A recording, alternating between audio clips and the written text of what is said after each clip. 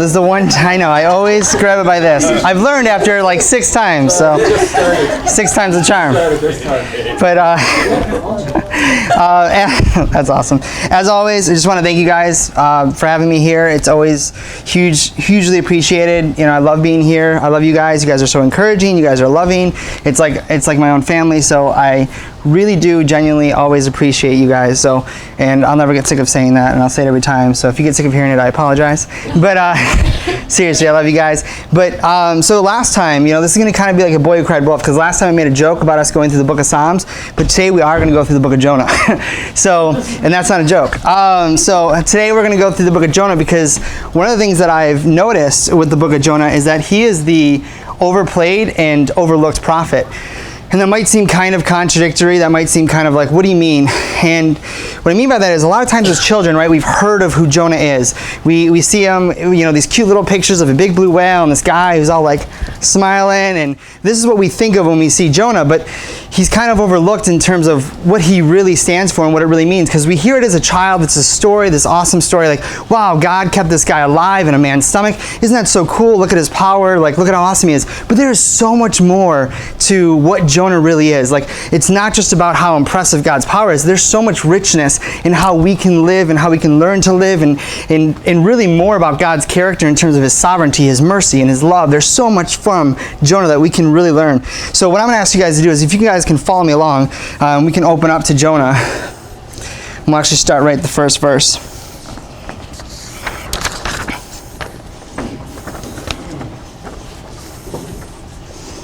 Jonah 1, 1 through 3.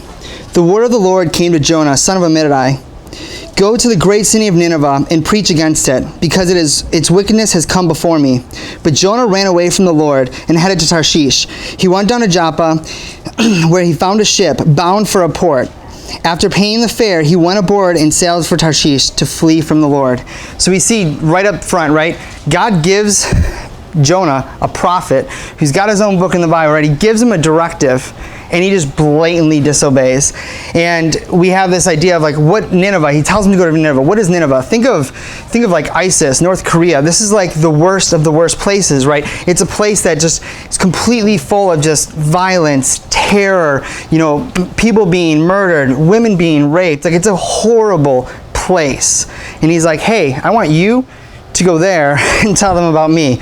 How would you feel if God asked you to go to North Korea, or go right in the middle grounds of where maybe ISIS is, you know? And we'll find out later, you know, why he didn't want to go. And one of the main reasons he didn't want to go is because he knew that God was going to be compassionate and loving on Nineveh, and he knew that there would be a way for them to come back, that God would protect them and save them. And he didn't want that. And sometimes I wonder, do we have that same heart? We don't want to go and tell someone maybe about Jesus. We don't want to maybe share the love. We think, no, they don't deserve it. They are way far beyond. It doesn't matter. But these people are broken and lost, and they don't have any idea of who God is, really and genuinely, of our God. And they deserve the same right that we do to get to know who he is. It doesn't matter how horrible they are, because, right, we've all come from some sort of sin. We are no better than they. We are all come from something. And so we see that there's this materialistic military society, right, that he's also afraid to go to. So there's also the scared component, like, what's going to happen to me? And there's these people who believe in many gods. So how am I going to convince them to believe in just one God? And it all seems to happen so fast, right? We read this in just a couple verses. He asks him to go to preach, and he says, but Jonah ran away from the Lord. He headed to Tarshish. He went down to Joppa, where he found a ship bound for that port. After paying for the fare, he went aboard and sailed for Tarshish to flee from the Lord. It sounds like, because it's in one verse, it sounds like God just went, go left, and he was like, nope. But this is a thought out disobedience, because we're not in today's society, right? We can't just jump in a car, we can't just jump on a plane. This is someone who had to walk and continually think of his disobedience. He had to continue to make that travel. He had to continue to keep doing what he was doing. He had to actually get the money. He had to figure out how he's going to get the money to get on the ship. He had to figure out where he wanted to go. He had to say, I want to go completely opposite direction. It was a continuous decision. It wasn't just a one-time, like, I'm just making one choice and I ended up here. It was a continuous disobedience. And so it seems like it happened so fast, but we have to remember that there's really a huge gap of time here, and we have to think of their times and how it would have looked. So we see that his disobedience was well planned. And then we move on to verses 4 and 5. It says, "Then the Lord sent a great wind, a great wind on the sea, and such a violent storm arose from the ship, threatened to break it up. All the sailors were afraid, and each cried out to his own God, and they threw the cargo into the sea to lighten the ship." And so we see that Jonah's disobedience is now affecting other people. So his disobedience is not just affecting Jonah anymore, but it's affecting, in a real way, these other people. It says they needed to throw off stuff to lighten their ship. These are people who make their money off of delivering cargo. And to lighten the ship, we're not talking about throwing 1 or 2 pieces off. We're talking about throwing bunches off. You have this huge, giant ship. If you need to lighten that so it's going to prevent it from sinking and so you can get better control, we're not talking about throwing a couple pieces. We're talking about a huge financial, substantial loss for these people because of Jonah's disobedience. So we see that there's this idea that our disobedience can then cause and create issues for other people. And so for me, I just think about the times in my life where maybe I could have listened and could have really done what God had asked me to do, and how it caused problems for other people. And so for me, this is just a real life, real genuine thing. And I'm sure if we all think about times in our life, when we felt like God wanted us to do something and we saw the consequence play out not only in our own life, but in someone else's life, whether it's marriage, whether it's a friendship, whether it's even an enemy, so to speak, whether, whoever it is, we all make decisions, and those things can play consequences in everybody's life around us. They don't just affect us. It's not just about us. And so the thing that really was just big for me is just how he now becomes responsible for their loss. And so we move on we'll skip ahead a little bit to Jonah 7 through 12. And it says, "Then the sailors said to each other, 'Come, let us cast lots to find out who was responsible for this calamity.' They cast lots, and the lot fell on Jonah. So they asked him, 'Tell us who is responsible for making all this trouble for us. What kind of work do you do? Where do you come from? What is your country? From what people are you?' He answered, 'I am Hebrew. I worship the Lord, the God of heaven, who made the sea and the dry land.' This terrified them, and they asked, 'What have you done?' They knew he was running away from the Lord because he had already told them so. The sea was getting rougher and rougher, so they asked him, 'What should we do? What should we do to you to make the sea calm for us?' 'Pick me up and throw me in the sea,' he replied, 'and it will become calm. I know that it is my fault that the great storm has come upon you.'" What I think is awesome here is Jonah gets made, essentially, right? They find out it's him, but he comes to term with his decision, and he takes responsibility for it, right? He could sit there and decide to say, this wasn't me. He could sit there and say, "I want to stay on the ship. I want to be in the safe place." But he says, "You know what? I got myself into this mess. It's affecting you, and I need to take responsibility for this. So just get me off the ship. Protect yourselves." He was willing to put his life on the line. He was willing to sacrifice himself, in the sense, and maybe it's not always in a literal sense of our life. Maybe it's a financial, whatever that struggle, whatever that sacrifice is, because you've made a decision. Put yourself in a situation where someone else is being affected. What can I now do to take responsibility of that situation, so that I can remove myself, or I can do whatever it is to make this easier on them, because I've caused them this harm, I've caused them this turmoil, but then I can, unfortunately, maybe have some sort of penalty for that, because I've put myself into this position. So Jonah really comes to terms with it, and he rights his wrong. And to me, I just think that's amazing. I mean, we're talking about a storm. We're talking about, crazy waves crashing. Could you imagine the fear that you're looking into that, thinking, "There's no way I'm making this out. There's no way." I don't know. Me personally, I don't know how I'd respond. I don't know if I'd be like, "Yeah, just throw me over. That's gonna work out." So I don't know. That's just me personally. But so I just think it's awesome that he took responsibility to save the men on the ship. And then we see in verses 13 to 15, it says, "Instead, the men did their best to row back to the land, but they could not, for the sea grew even wilder than before. Then they cried out to the Lord, 'Please, Lord, do not let us die for taking this man's life. Do not hold us accountable for killing an innocent man, for you, Lord, have done as you pleased.' Then they took Jonah and threw him overboard, and the raging seas grew calm." So we do see that he took that responsibility, did what needed to be done, and now these men, their lives, maybe more of their cargo, their financial situation, it all levels out. And maybe it doesn't always look that instantaneous in these situations, of course. Sometimes when we do damage, there's time and there's things that need to be rebuilt, and I get that. But the point is that sometimes we need to take the responsibility and do what needs to be done, because if we've made the wrong choice, we need to be willing to work through that to make the right choice to better those people.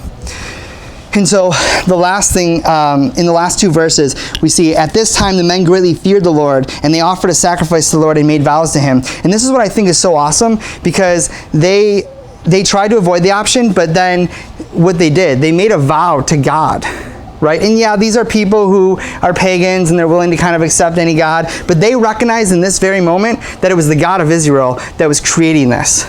That God was real to them in that moment. And to me, I see what I call beauty in the midst of defiance, right? Because of this poor choice that he had made, right, God still allowed there to be an opportunity to be used. Because Jonah was now still able to show these men who the true God is. Because back then, everybody had their own God for different reasons and all this stuff. But they were able to see the real God. Like, wow, this guy, as soon as you threw him off the ship, things calmed. This God is real.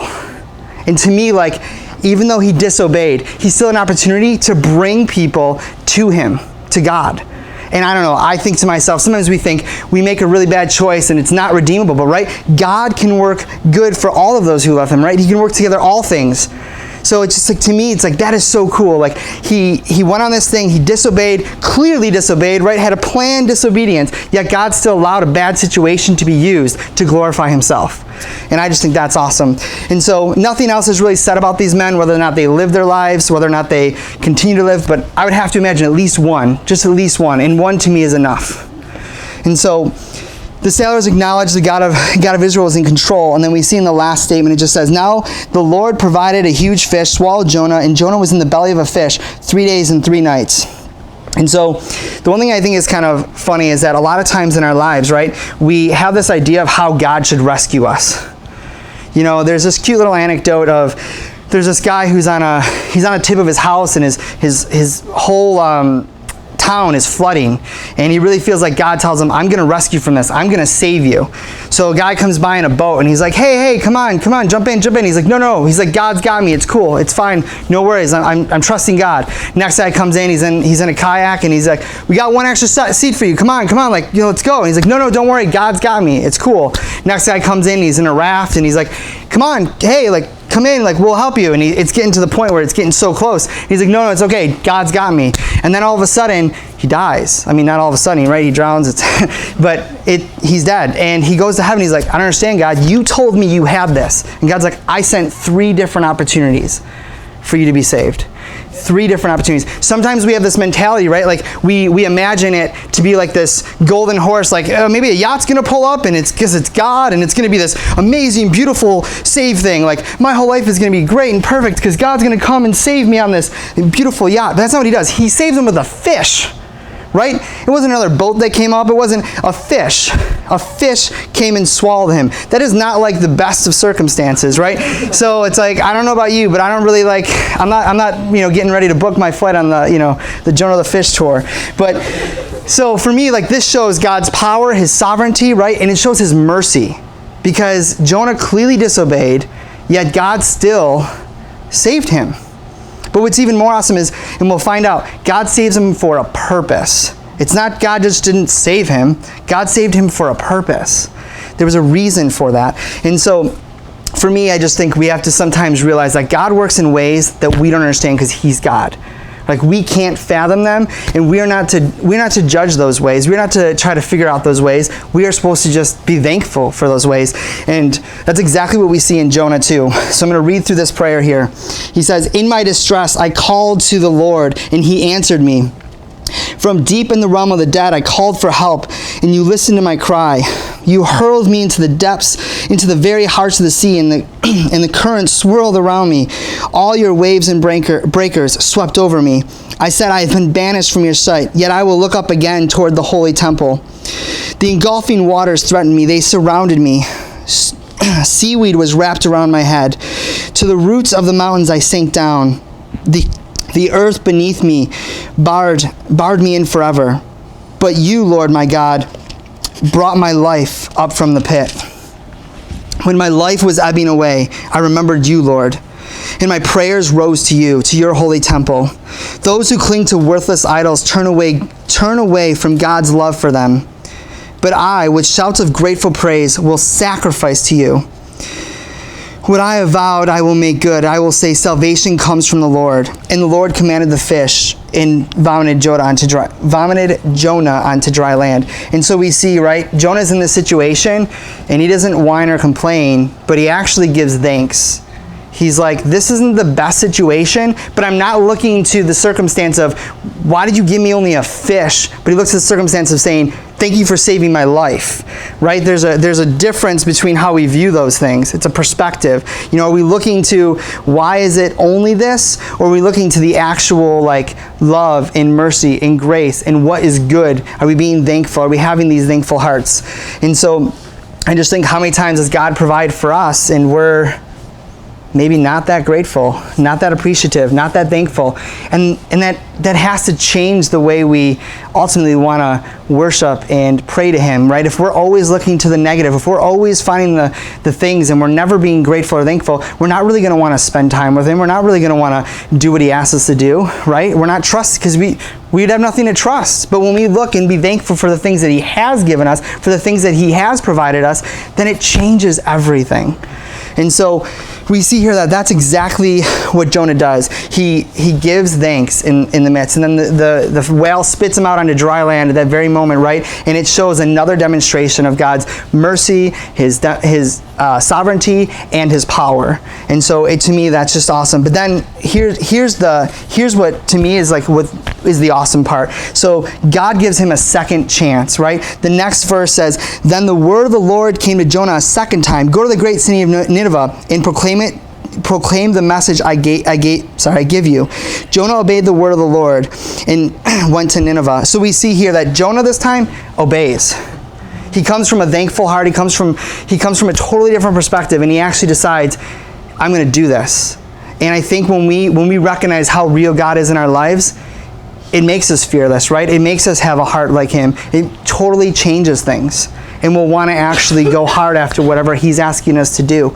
And so one of the things that I think is interesting for me is just the fact that Jonah, and we'll see this in a moment, Jonah's kind of a flip-flopper, you know, and I say this because what we're going to learn is there's the moments in Jonah's life where he is doing what God is asking him to do. He is being grateful and he's being thankful, and you see the fruit. And then you see when he's not, you see everything else. So it's kind of this idea of like, hey, here's the two different ways you can live, and here's when you follow God, and here's when you don't. And so it's kind of an interesting thing, because I think it's funny, and we'll find out more as we continue, but I think it's funny that this, to be honest, sometimes I look and I think it's ironic that it made it.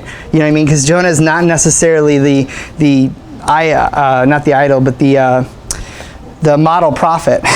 So, but we see on, right, Jonah verses 4 and 5. Jonah began going a day's journey into the city, proclaiming, 40 more days and Nineveh will be overthrown. The Ninevites believed God. A fast was proclaimed, and all of them, from the greatest to the least, put on sackcloth. Now, this idea of sackcloth, it was a thing back then where they wore it. It was an idea of repentance, because they were mourning. So it was not that they were mourning for something like I'm mourning someone's death, but it was this idea of I'm mourning what I've done. You know, like I'm mourning the fact that I have disobeyed or that I've gone so far away from God. It was that type of mourning. They were mourning the fact that they were this God that they were hearing about, this God that became real to them. So they were mourning their lives that they lived prior to making that decision. So this was like sackcloth. You might read that and be like, oh, what does that mean? So it was a big deal then. It was a very big deal. It meant something huge. But what's even awesome is we see going further, when Jonah's warning reached, this is verses 6 through 9. When Jonah's warnings reached the king of Nineveh, he rose from the throne, took off his royal robes, covered himself with sackcloth, and sat down in the dust. This is the proclamation he used in Nineveh. By the decree of the king of his most nobles, do not let people or animals, herds or flocks taste anything. Do not let them eat or drink, but let the people and animals be covered with sackcloth. Let everyone call urgently on God. Let them give up their evil, wicked ways and their violence. Who knows? God may relent with compassion, turn His fierce anger, so that we will not perish.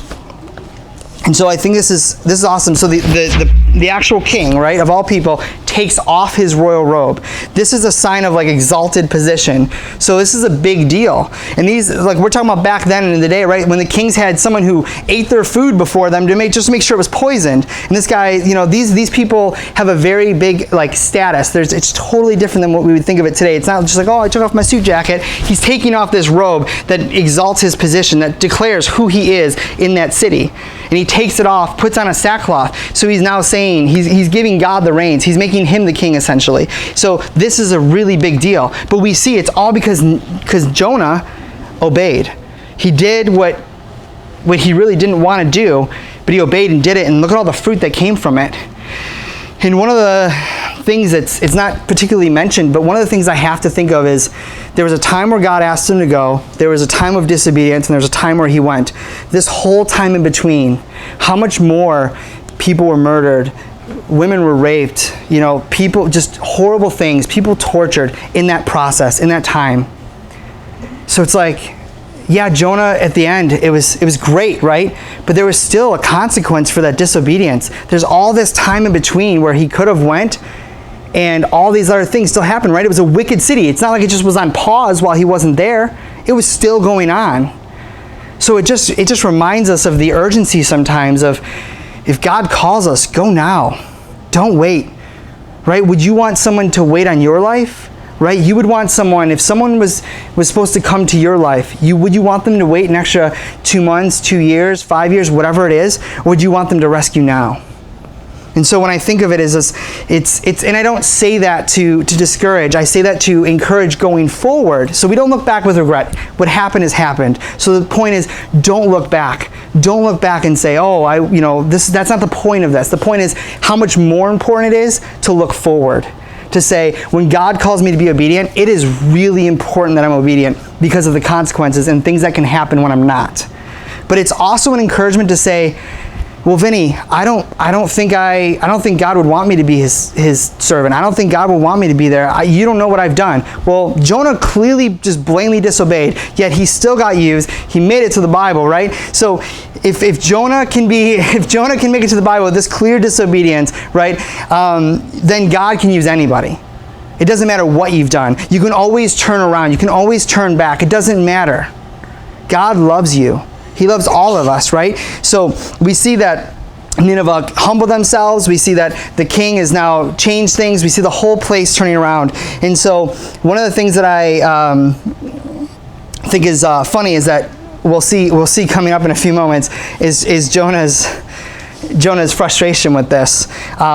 But right before that, we see that when God saw what they did and how they turned from their evil ways, he relented and did not bring the destruction that he had threatened. So now not only do they know God, but now they have the opportunity to receive his mercy and grace. God withheld the punishment that he was originally going to put on them, and because they had relented and they turned. So we see a couple different things here. We see God's love and mercy, because right, God decided not to destroy Nineveh after all of these years of wickedness, after all of these things, right? So that just tells me it's never too late for anybody. We always have an opportunity to turn to God, and God will always be there because he loves us and he has so much mercy and grace for us. But then we also see the patience and sovereignty of God, right? Because God had every right to give up on Jonah and say, I'm getting someone else. I'm done with you. But he said, I'm giving you a second chance.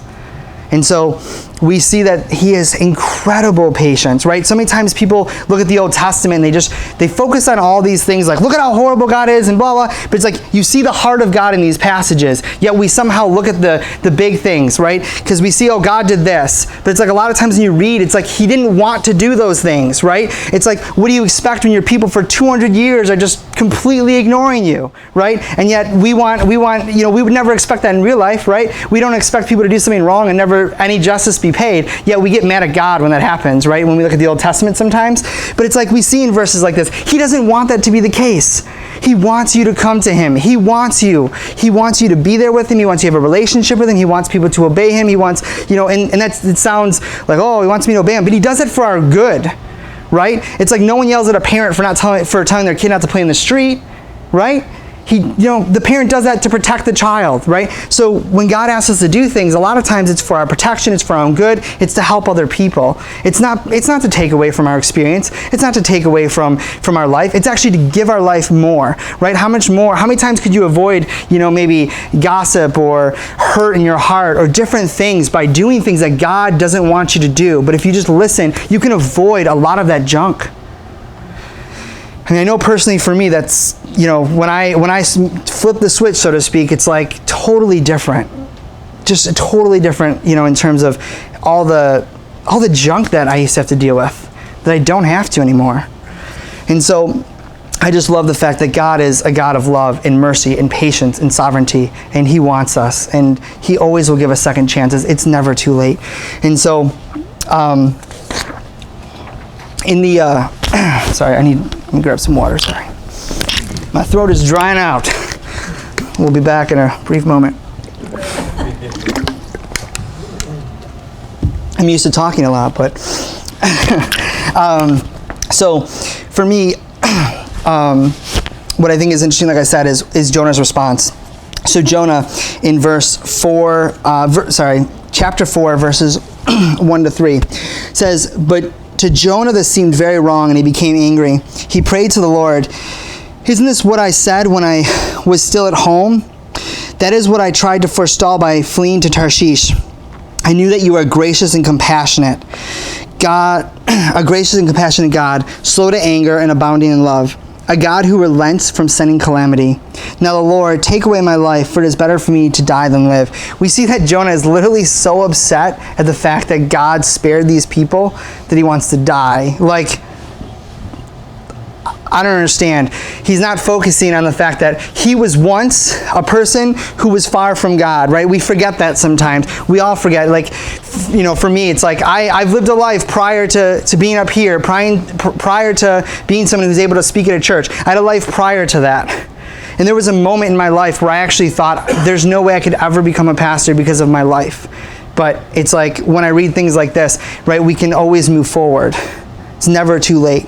And so, but it's funny because if we forget what God's done for us, then we don't want that to happen to other people, right? We lose that heart sometimes. We want to see people suffer. We want to see people get what they deserve. Yet, did we really deserve what we got in terms of an eternal life with God? Do we really deserve that when we think about on a regular basis of maybe how much we really don't honor Him, or things that we say or think or do, or whatever the case is, right? But yet, if we can come with that heart posture of remembering where we were, then we will never want to think of other people. We'll never want to resist for that reason. We would always want to help people. I mean, maybe it's, I mention coworkers all the time. It's like you have a coworker that you just hate, right? And maybe they have lunch or they don't have lunch, and you're just like, whatever. But it's like, is that what God would want you to do? Maybe He wants you to like take that opportunity to help them. It doesn't matter how horrible they treat you, right? Because we never know how doing things can soften people's hearts, right? You guys have, refresher. It's like that story with me when I worked at Penny's, and there was a kid who didn't really like me, right? And I felt like God wanted me to give him a birthday card. And it was like a simple $5 or $10 gift card, nothing crazy. And the kid didn't like me, thought I was, couldn't figure me out, whatever the case is. Give it to him, gives me a hug, says thank you. People forgot my birthday, ends up being invited to his grad party, comes to my wedding. I mean, we don't know how the smallest act can really just flip a switch with people. We don't know. And I could sit there and say, well, who cares about that kid? He hasn't even given me a chance, right? But we have to sometimes not be afraid, because I was also partly like, he's gonna think I'm nuts, this is gonna be weird. At work, everyone's gonna call me the weird guy, give stuff to the people who hate him.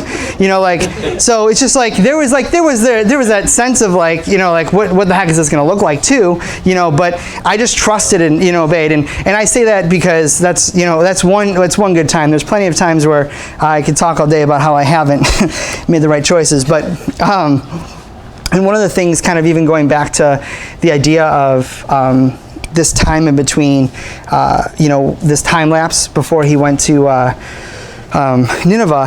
For me, I think about my life, right? I'm up here, right? And I've had those moments, right? And I've had to have God kind of pull me back and say, stop thinking about that. But moments of, what if I had made that decision sooner? how many more people could I have impacted in a good way? How much sooner could I have been speaking to impact lives and give the messages God's given my heart, right? I could think that way. And to some extent, it's like I look at younger people who start off and they're on fire and they're 18 and they're whatever, and it took me till I was like 25, whatever. It's like, but we can't make those comparisons, because what it is it doesn't matter, because at one point I came back and I made the choice, and look at where I'm at. This is not me. This is not Vinny, right? This is all God. The way God orchestrates things, through my dad and through Laura and all these weird connections, and just how things constantly work out. God will always give us an opportunity if we decide to make that choice, right? I'm a living, breathing example, right? I felt the call of the pastor in my heart when I was a kid. And I decided to go off and go crazy and just do whatever I wanted to do, and didn't really live a life for God. It's like I gave myself the proclaimed Christian title, but I never actually was a Christian in the sense of living it out, right? We can wear a uniform and call ourselves a soldier, but we're not actually a soldier until we're actually preparing, training, and in battle. It's like, so giving yourself a title doesn't make you something, right? And so for me, it's like that was the thing that I was doing, is I had this calling on my heart, and I just continue to do whatever I wanted to do, go out, and then it took me until I was 24 to really make that decision.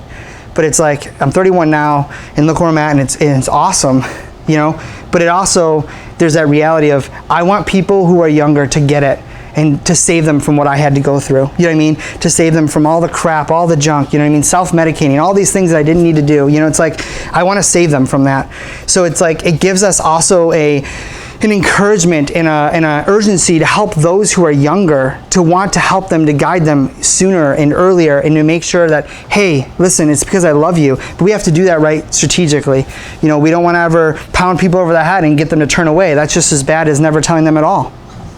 So we have to be strategic, and we have to really just share love, right? Because God is a patient God, so we need to be patient with people.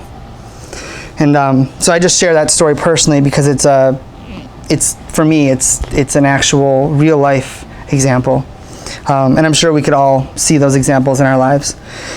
So we see that Jonah, right? He's upset with God's mercy. He's frustrated. And Israel, as a place, they always wished wrath on the people who didn't follow God. They would rather Nineveh, right? He would rather Nineveh die than them live. He'd rather them not be saved. And I just think it's silly, because God's like, who are you to tell me? Who are you? Like, this is my creation. And so in verses 4, 5 to 10, he really puts him in his place. God puts Jonah in his place.